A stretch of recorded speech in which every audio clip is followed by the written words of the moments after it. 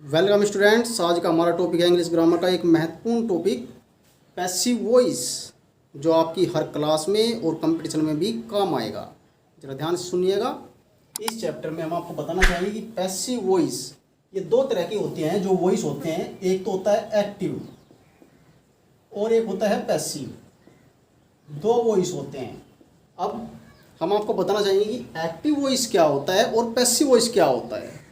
इनकी डेफिनेशन परिभाषा है, यदि वाक्य में कर्ता और काम का करने वाला दोनों एक ही हों तो वाक्य होता है एक्टिव वॉइस का। और यदि वाक्य में कर्ता कोई और हो और काम किसी दूसरे के द्वारा किया जा रहा हो तो वाक्य होता है पैसिव वॉइस का। कैसे, हम आपको एग्जाम्पल देना चाहेंगे। जैसे कि सीता राइट्स ए लेटर, और दूसरा सेंटेंस हम लिखते हैं a letter is written by Sita. ये दो सेंटेंस लिखे। अब इन सेंटेंस में एक एक्टिव वॉइस का है और दूसरा पैसिव वॉइस का है। कैसे, जैसे कि पहला सेंटेंस है Sita writes a letter, Sita एक पत्र लिखती है। इस वाक्य में कर्ता सब्जेक्ट कौन है? वो है सीता। ये हो गया सब्जेक्ट। और इसमें काम का करने वाला कौन है? इसमें काम क्या हो रहा है? पत्र लिखने का काम हो रहा है। पत्र कौन लिखेगा? पत्र लिखने का काम कौन कर रहा है? वो भी सीता ही कर रही है। तो यदि वाक्य में कर्ता और काम का करने वाला दोनों एक ही हो तो वाक्य होता है एक्टिव का। इसलिए वाक्य है एक्टिव वॉइस का। और यदि वाक्य में ये दोनों अलग अलग हो, जैसे कि ये वाक्य है, इस वाक्य में है दूसरे वाले में सब्जेक्ट ए लेटर, ये हो गया सब्जेक्ट, ये हो गया कर्ता ए लेटर। और इसका हिंदी में अर्थ क्या है? A letter is written by Sita, Sita के द्वारा एक पत्र लिखा जा रहा है। ये इसकी हिंदी हो गई। अब इसमें सब्जेक्ट हो गया ए लेटर और लिखने का काम कौन कर रहा है? वो कर रहा है सीता। लिखने का काम सीता कर रही है और सब्जेक्ट है ए लेटर। तो दोनों अलग अलग हो गई। कर्ता कोई और है और काम का करने वाला कोई और है। इसलिए ये वाक्य हो गया पैसिव का। तो इस चैप्टर में क्या बताया जाता है? इस चैप्टर में आता है कि ये जो एक्टिव का वाक्य है इसको हमने पैसिव का कैसे बनाया, क्या इसमें फेरबदल हुए, क्या रूल्स का प्रयोग हुआ, ये इस तरह से हमने कैसे बना दिया, इसके क्या नियम है। तो इसके नियम हम आपको बताना चाहेंगे। रूल्स, एक्टिव से पैसिव बनाने के रूल्स क्या है? रूल्स है नंबर 1, जो कर्ता होता है, कर्ता सब्जेक्ट, उसको कर्म बना देते हैं। कर्ता को कर्म बना देते हैं और जो कर्म होता है उसको कर्ता बना देते हैं। ये काम करते हैं। दूसरा नियम, जो कर्म बनाया है हमने नया, उससे पूर्व बाई लगा देते हैं। जो नया हमने कर्म बनाया है उससे पहले बाई लगा देते हैं। नंबर 3, जो वर्ब आई हुई है उसमें वर्ब, उसकी थर्ड फॉर्म लगा देते हैं। नंबर 4, जो उसमें टेंस है, जिस टेंस का वो सेंटेंस है, उसको हम बदल देते हैं टेंस को। नंबर 5, जो उसमें प्रोनाउन आए हुए हैं उनको भी हम बदल देते हैं। अब ये टेंस कैसे बदलते हैं? यदि प्रेजेंट इंडेफिनिट का टेंस है तो उसको आप बदल दीजिए इज और एम में, ठीक है। यदि प्रेजेंट कंटिन्यूअस का टेंस है उसको आप बदल दीजिए इज और एम प्लस बीइंग इसमें। यदि प्रेजेंट परफेक्ट का टेंस है उसको आप बदल दीजिए हैज हैव प्लस बीन में, प्लस बीन। यदि पास्ट इंडेफिनिट का टेंस है तो उसको आप बदल दीजिए वाज और वर में। यदि पास्ट कंटिन्यूअस का टेंस है तो उसको आप बदल दीजिए वाज, वर प्लस बीइंग। इसमें यदि पास्ट परफेक्ट का टेंस है तो उसको आप बदल दीजिए हैड प्लस बीन में।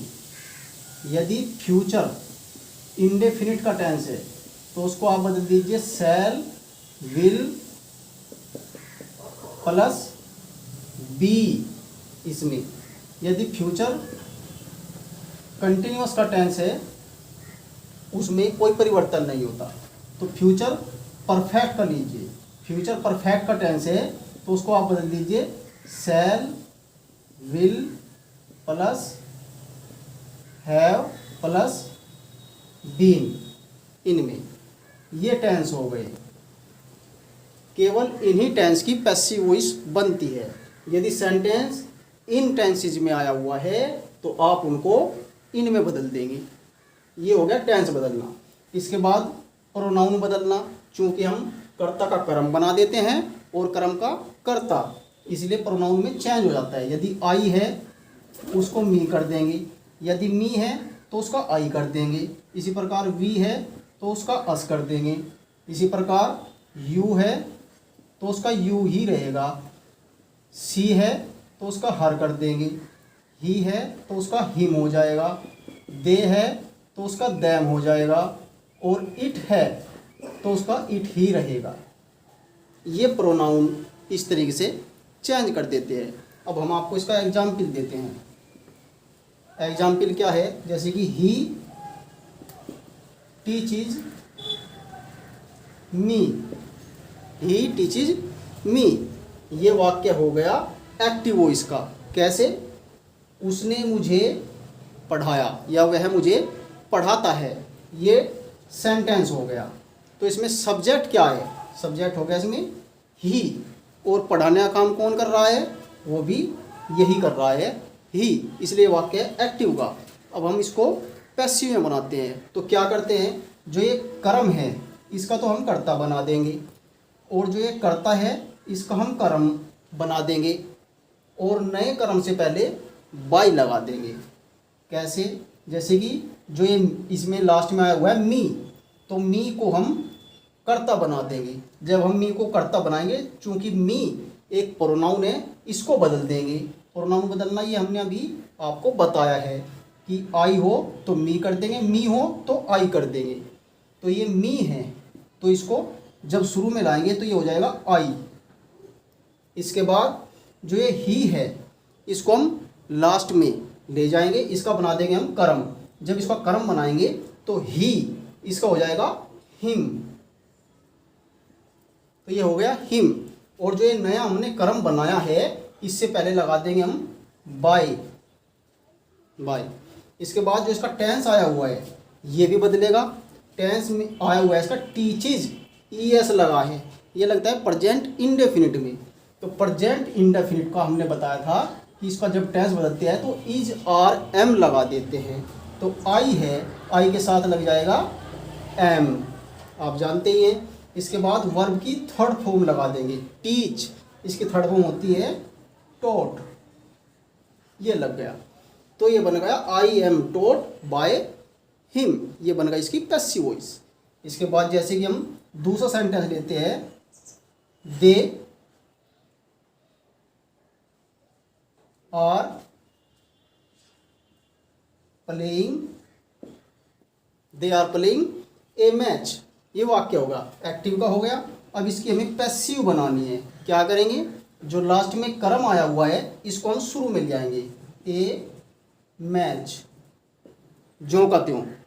इसके बाद ये वाक्य देखिए आप किस टेंस में है, इसमें आर लगा है और वर्ब में आईएनजी लगा है।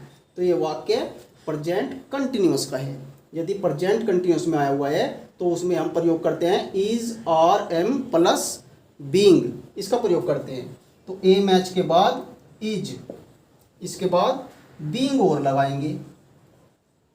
फिर हमने बताया था कि वर्ब की थर्ड फॉर्म लगाते हैं, तो प्ले की थर्ड फॉर्म आएगी प्लेड। इसके बाद हमने बताया था कि जो शुरू में सब्जेक्ट आया हुआ है उसको हम लास्ट में ले जाएंगे, कर्म बना देंगे उसका, और उससे पहले बाई लगा देंगे। तो पहले हमने लगा दिया बाई, और जब दे को हम इधर ले जाएंगे, चूंकि दे प्रोनाउन होता है और दे को हमने बताया था कि दे को देम में बदल देते हैं, तो इसको बदल देंगे हम देम में। ये बन गया पैसिव वॉइस का sentence, A match is being played by them. इस प्रकार हम पैसिव वॉइस बना देते हैं। बहुत ईजी है, बहुत ही आसान है, बस ये 4-5 नियम है, बहुत ही सिंपल से तरीके से हमने आपको बता दिया है। यदि आपको पसंद आया है तो हमारी वीडियो अभी शेयर कीजिए, लाइक कीजिए और चैनल को सब्सक्राइब कीजिए। थैंक यू, धन्यवाद।